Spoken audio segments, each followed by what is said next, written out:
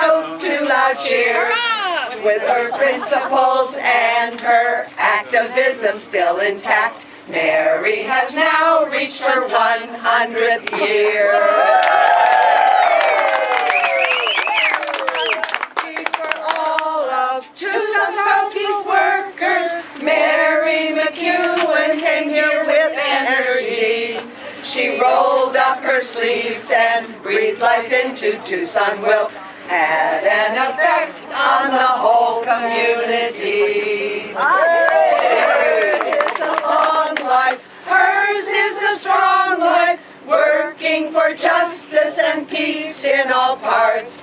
From her childhood march with suffragists for women's votes, hers are the struggles that live in our hearts.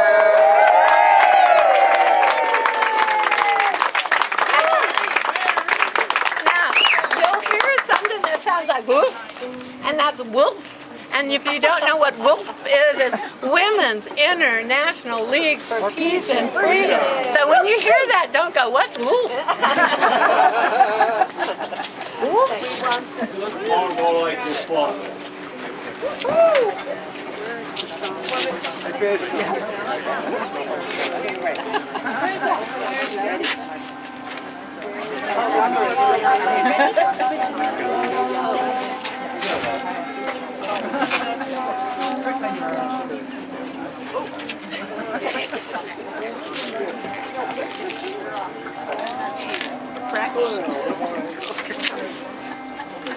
Born 100 years ago, she's lived her life for peace. Though she's not so young now, her efforts never cease. 'Cause threats against what's good and right continue to increase, and our Mary marches on. Happy birthday to you, Mary. Your life's been more than customary. You are extraordinary. May you keep marching on. At her mother's side at 6 years old, she marched for women's vote. A mini suffragist who only wanted to promote the rights of women in this land, though chances were remote. Our Mary marched right on. She married a like-minded chap, together they pressed on. They shared a common goal of justice, peace for everyone, and rights for all the people who the bullies prey upon. Together marching on. They raised two sons who've always been a part of peace's cause, and as a family worked for justice and for righteous laws. Retribution for their actions never ever gave them pause. Their cause continued on. When the Second World War broke out, they remained for pacifists, but the option of going to work camps was easily dismissed. Instead, they turned to farming on the vital occupations list, and their values kept them strong. Missouri to California, and then on to Oregon. From co-op farms to lumber camps, they kept on keeping on. War's end caused the government's ban to finally be withdrawn, and the family could move on. In Portland in the 50s, as peace activists, they tried to teach and raise the consciousness of people nationwide. Refused McCarthyism as so-called Reds were cast aside. Ideals still holding strong. As the work for peace and justice across the nations grew, in Cuba and Guyana in the 60s they were true to the goals of social justice and a liberal worldwide view, helping peace keep marching on. Then to Tucson's sunny clime they came and brought their energy, joining in the actions of the peace community. Rallying against nukes and Vietnam made others see that some things are just wrong. They supported those who argued against the school board's bold demand for loyalty oaths from teachers, stood against the school's command. In favor of the teachers, the Supreme Court took a stand, and that ruling still lives on. They were theater lines as E.T. played, trying to exhort endorsement for a nuclear freeze, the arms race to abort. 8,000 signed petitions by their call for vote support, and their efforts moved right on.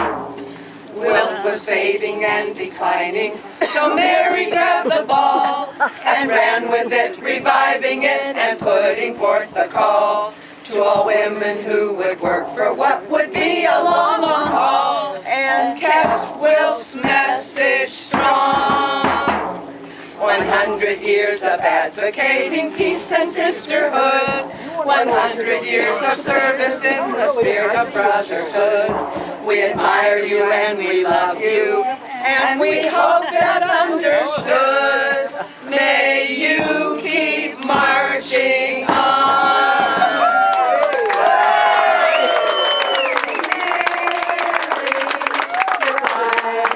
More than customary.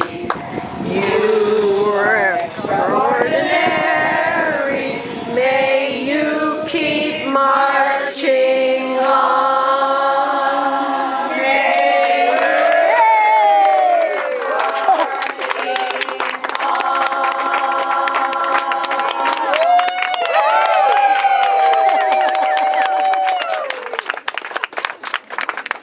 Thank you. That was wonderful. And you want to give a speech, Mary? You want to give a speech? People are asking if you want to give a speech. No, I'm just in the accepting mood, not.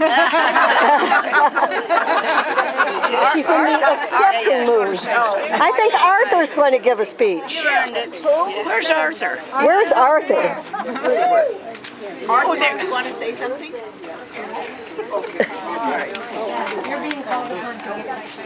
Okay, Come forward. you gotta come out in the sun.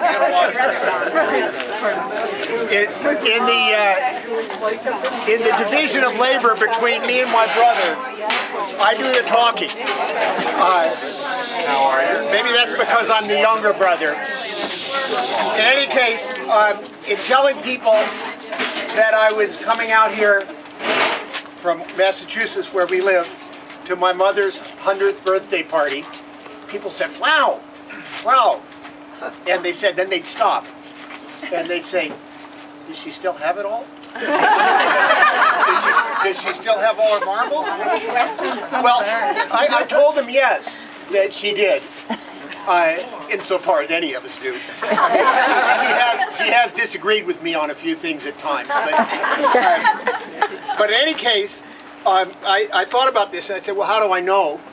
And in the division of labor between me and my brother, as I said, do the talking, well, he does the medical matters. And he comes down here often to go to the doctor with Mary. And of course, one of the things that they do when you go to the doctor, turns out now, for those of us who are over 65, you know, it's mandated by Medicare that they do these quizzes of you. I'm sure many of you have been through these quizzes. That when I went through one of these quizzes, I was a little worried, but I made it. But anyway, so Mary went through this quiz to see if she was mentally sound. And I was kind of curious about what had happened to the doctor, so I called up Andy to find out, and Andy was embarrassed. And I said, what happened? He said, she knew all the answers, but I didn't. And Andy's the guy, I think he's pretty much got it together, so Mary was impressed. In any case, one of the reasons I wanted to talk was to thank so many of you.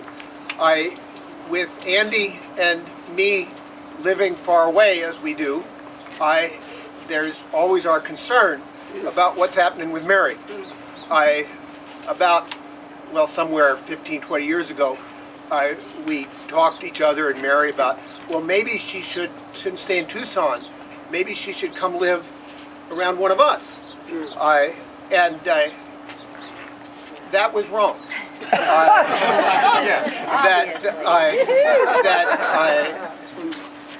Clearly what's happened over the years is that she's maintained this marvelous community here. And now there's all this speculation, not only that that's a nice thing in itself, but what keeps people alive. And that appeals to me. I don't know about the science of it, but it's certainly a nice idea. But of course, there's a lot of things involved beyond just the nice social situation here in Tucson, which is exemplified, of course, by the fact, you know, a couple of people of you have come up to me this afternoon and said, "Oh, this is really nice of you to put this on." And there's a part of me that wants to say, "Well, you're welcome. We did a lot of work." But because I'm Mary MacEwan's son, I couldn't do that. And I had to tell the truth. And the truth is that we arrived yesterday, and that everything has been done. That the Wilf people created this whole thing. We sort of worried.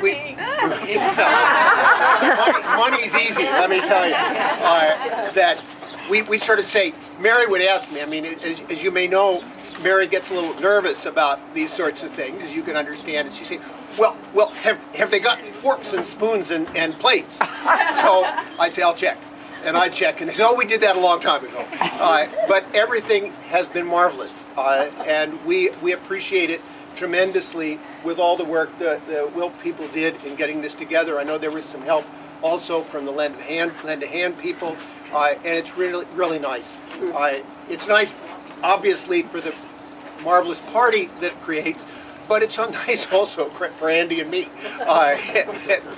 that these things are so taken care of. Also, in addition to thanking the people that put this together, as capable of Mary's mind is, and her body is too, she still gets around the block every morning. I don't always get around the block every morning, but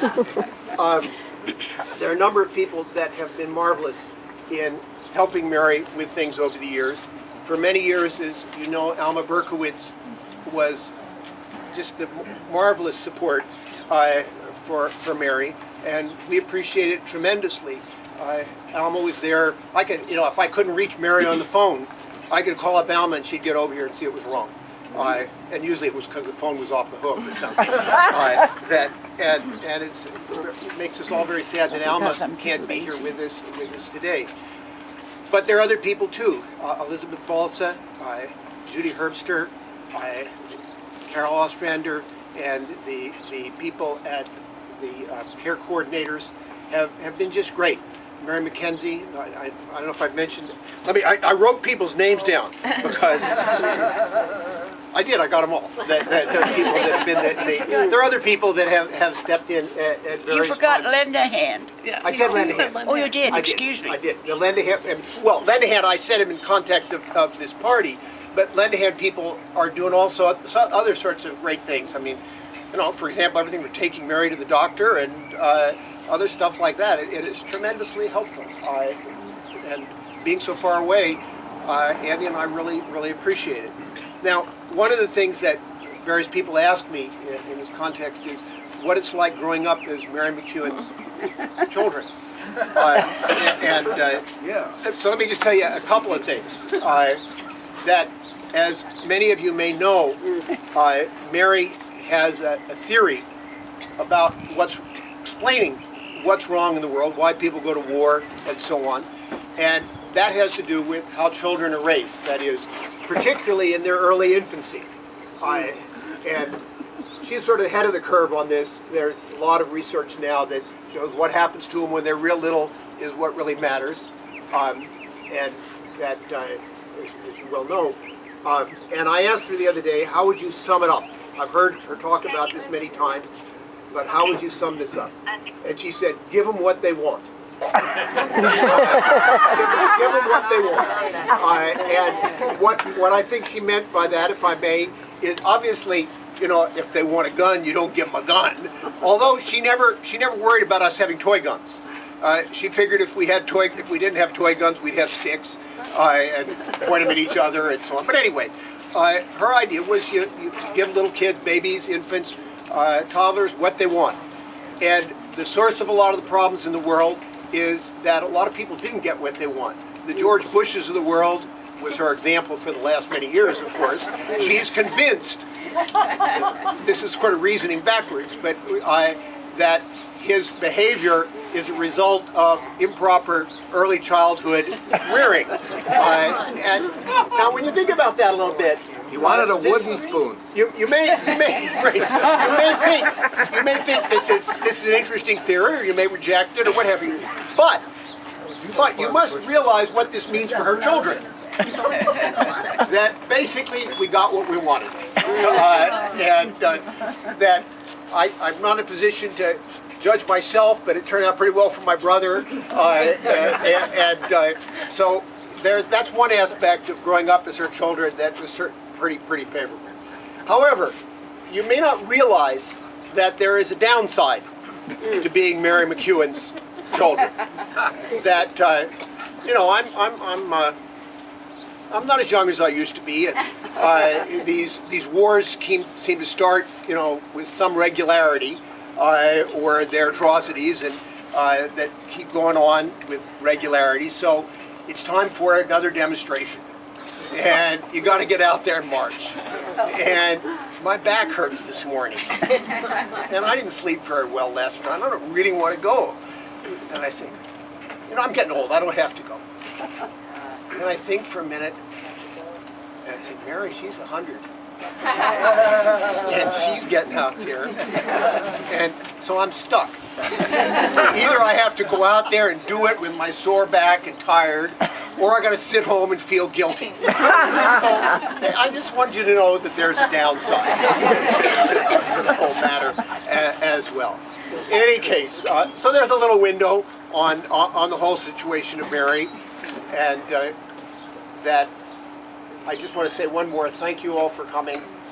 Thank you all for what you do for us and for Mary. We really appreciate it. So thanks very much. It's our pleasure.